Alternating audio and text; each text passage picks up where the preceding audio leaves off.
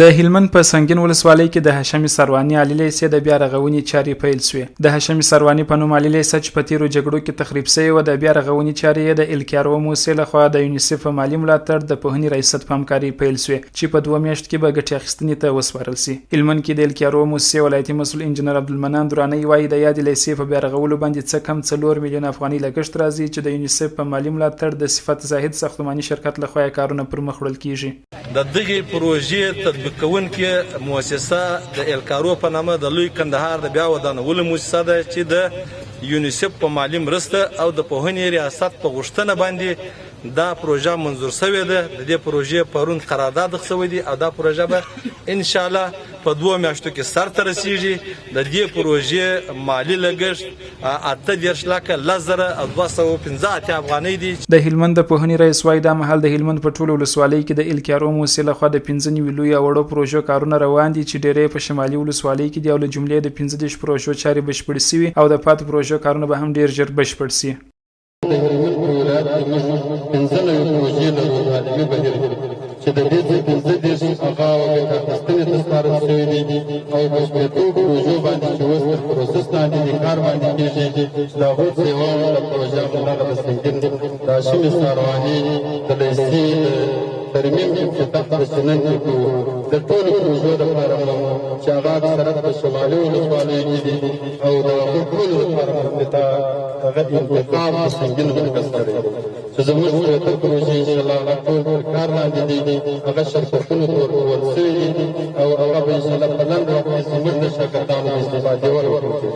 ورته وخت کې د یاد لیسې ښوونکي وایي مخکې زموږ زده کوونکو تر شنه اسمان لاندې په یو غیر منظم چاپیریال کې زده کړې کولې چې په ژمي کې د بارانونو او د اوړي په موسم کې د ګرمۍ له امله به زده کړې له خنډ او ځنډ سره مخ کېدلې. خو د نوې ودانۍ او ټولګیو په جوړولو سره نه یوازې چې زده کوونکي به درس ویلو ته وهڅول شي بلکې پر زده کړه او تعلیمي بهیر به یې ښه او مثبت اغېز وکړي.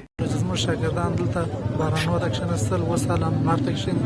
هغه یو بعضې یو څو شاګردان دغه لوړ څوکو دغه په خیمو کې کښېنستل. دا واقعا د خوشحالۍ ځای دی. موږ ډېر خوشحاله یو. دا ښوونځی چې جوړ شي دا د زده کوونکو پر روحیه باندې ډېره غټه اغېزه لري. نوې ودانۍ چې جوړېږي دې ته ډېر خوښ ما به زه په صنفو کې د شاګردانو ته وایم همدا چې یو منظم صنف وای او ما درس ورته ویلی، یعنې زه دا درس چې وایم دا په شوق وایم، په خوند یې وایم. ما ته دا کوم مضامین چې زه ورته وایم دا زما شوق دی. دا چې نوی ځای جوړېږي، نوی تعمیر جوړېږي، دې ته ډېر خوښ وو.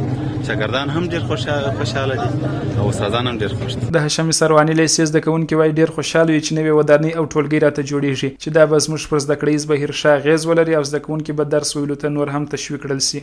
مګر راتلونکي نسلونه به موږ ښه زده کړه وکړي. موږ به ډېر خوشحاله یو چې زموږ ښوونځی جوړ شي. پر دې موږ ډېر خوشحاله شو. پر دې موږ مکتبونه دغه وکړي، زموږ شاګردان به ډېر پرمختګ وکړي په دې خاطر چې موږ اوس په خیمو کې یو. بیخي ډېر خوشحاله یو. د تېر کال څخه دا اوس 6 کال چې خالي موږ د خیمو کې راغلي ډېرې ښه زده کړې مو کړي دي. نو چې په آینده کې ښه ځای جوړ شي بیا به بیخي زیات دغه وکړو.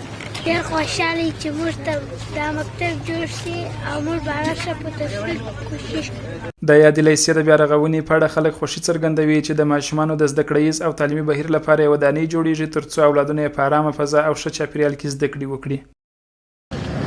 دې ته بیخي زه خوشحاله یم چې دا جوړ کړي. په آینده کې زموږ عیالونه زموږ وروڼه ټوله پورته شي وپوهېږي. دا خو ډېر ښه کار دی او خدای دې وس توفیق ورکړي چې جوړ شي.